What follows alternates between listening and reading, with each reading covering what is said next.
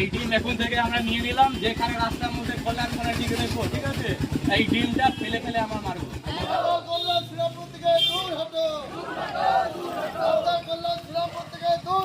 ভালো ডিমগুলো কাকে উপহার দেবে?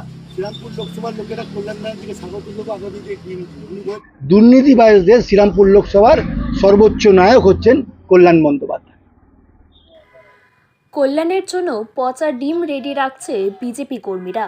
শ্রীরামপুর এলেই চলবে ডিম থেরাপি, জানিয়ে দিলেন বিজেপি কর্মীরা।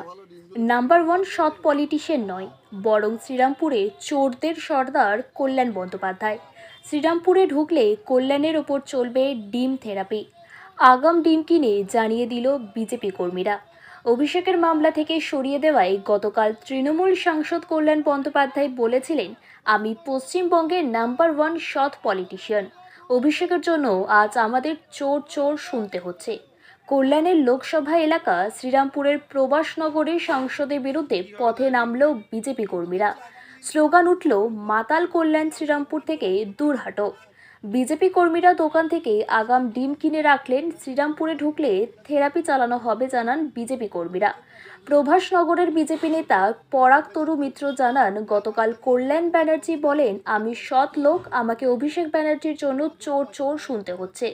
শ্রীরামপুর লোকসভার মধ্যে যে কটা পৌরসভা আছে, যে কটা পঞ্চায়েত আছে, যে কটা কর্মাধ্যক্ষ আছে, প্রত্যেকটা চোর, এবং এই চোরদের সর্দার হচ্ছে কল্যাণ বন্দ্যোপাধ্যায়। এই যে কল্যাণ বন্দ্যোপাধ্যায় চোর, এটা প্রমাণ করার জন্য আমরা ডিম কিনে রাখলাম। আগামী দিনে ডিম থেরাপি দিয়ে ওনার চিকিৎসাটা আমরা করব। আর গতকাল উনি বললেন না যে আমি একদম নির্ভেজাল লোক, আমাকে চোর চোর শুনতে হচ্ছে অভিষেক বন্দ্যোপাধ্যায়ের জন্য। শ্রীরামপুর লোকসভাতে যে কটা পৌরসভা আছে, যে কটা পঞ্চায়েত আছে, তাদের যে কটা সদস্য আছে, যে কটা কমিশনার আছে, যে কটা পঞ্চায়েত সমিতি আছে, কর্মাধ্যক্ষ আছে, প্রত্যেকটা লোক চোর। এবং এই চোরদের সর্দার হচ্ছে শ্রীরামপুর লোকসভার কল্যাণ বন্দ্যোপাধ্যায়।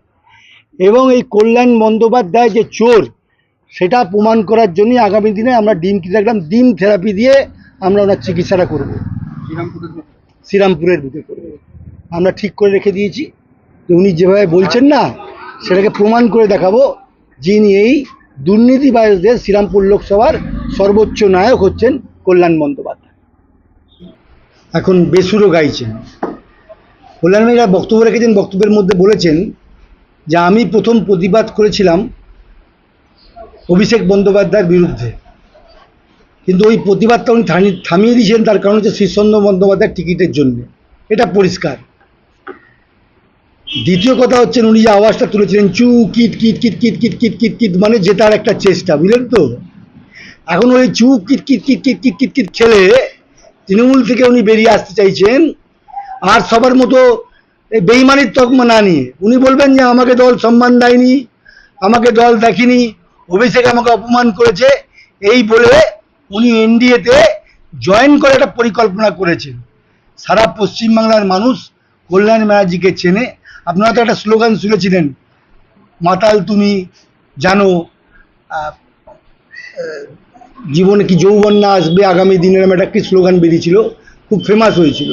অভিষেক ব্যানার্জি যুব সম্প্রদায়রা কলকাতার বুকে, শ্রীরামপুরের বুকে লিখে দিয়েছিলেন।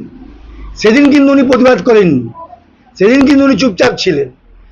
আজকে কল্যাণ ব্যানার্জিকে জানাই যে সারা শ্রীরামপুর লোকসভার মধ্যে যত পঞ্চায়েত এবং মিউনিসিপ্যালিটি আছে, এত দুষ্কৃতিকারীরা বাস করছে, এত কাউন্সিলররা, চোর কাউন্সিলররা বাস করছে, সম্পূর্ণ কল্যাণ ব্যানার্জির প্রশ্রয়। উনি কিভাবে বলতে পারেন যে আমাকে চোর চোর শুনতে হয় অভিষেক ব্যানার্জির জন্য?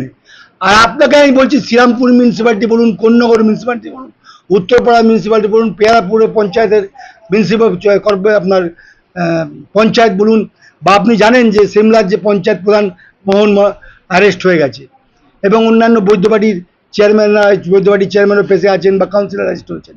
তাহলে উনি তো চোরদের প্রশ্রয় দিয়েছিলেন, উনিও তো কাট মানিয়ে নিতেন।